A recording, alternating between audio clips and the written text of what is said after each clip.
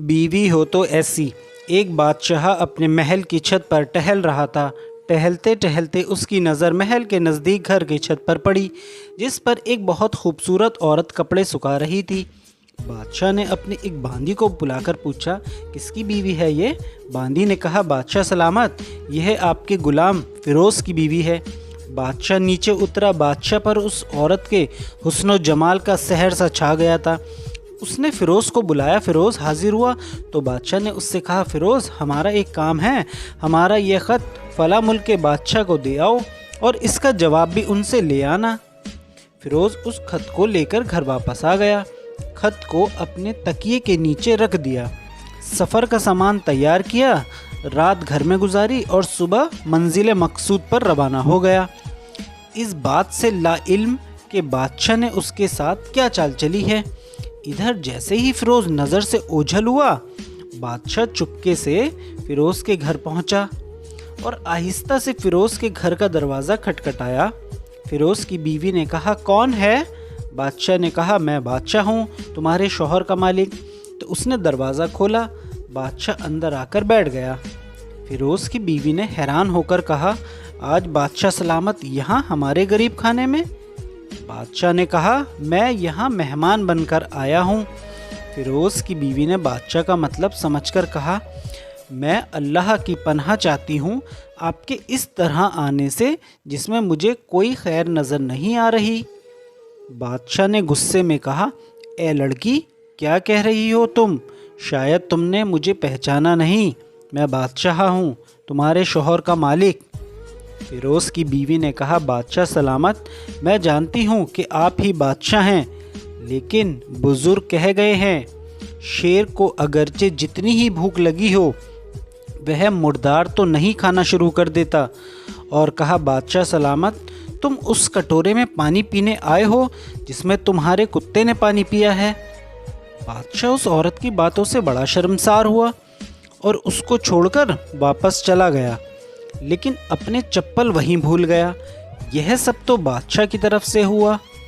अब फ़िरोज़ को आधे रास्ते में याद आया कि जो ख़त बादशाह ने उसे दिया था वह तो घर पर ही छोड़ आया है।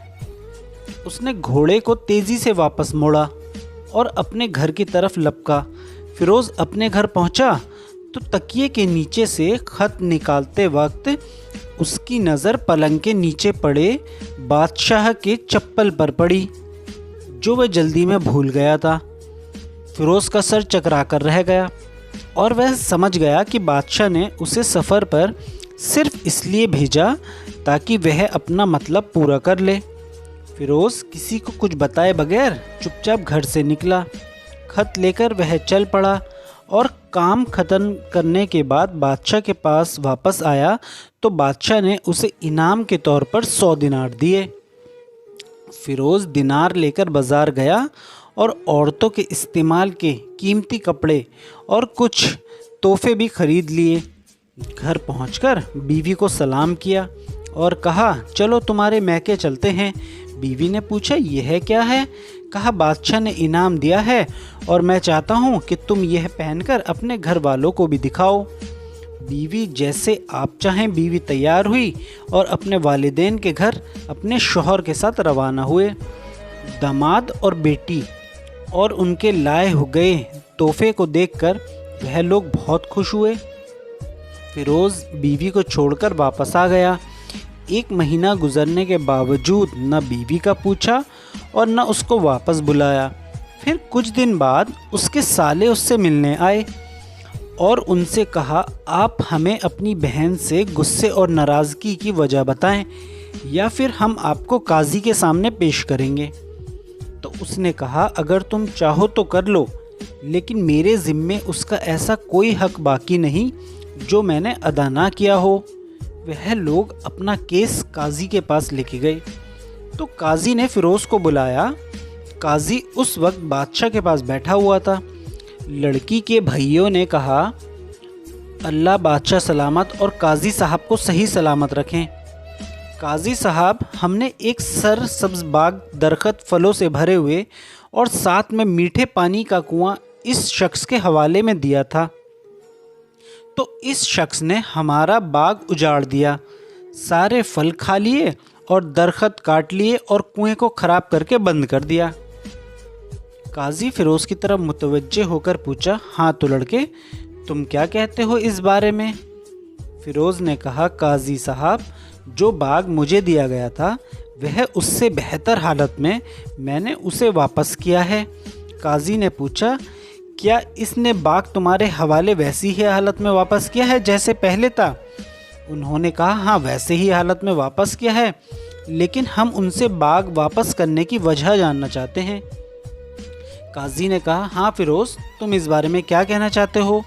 फिरोज़ ने कहा, काजी साहब, मैं बाग किसी बुग्स की वजह से नहीं छोड़ा, बल्कि इसलिए छोड़ा कि एक दिन जब मैं बाग में आया तो उसमें मैंने शेर के पंजों के निशान देखे, तो मुझे खौफ हुआ कि शेर मुझे खा जाएगा।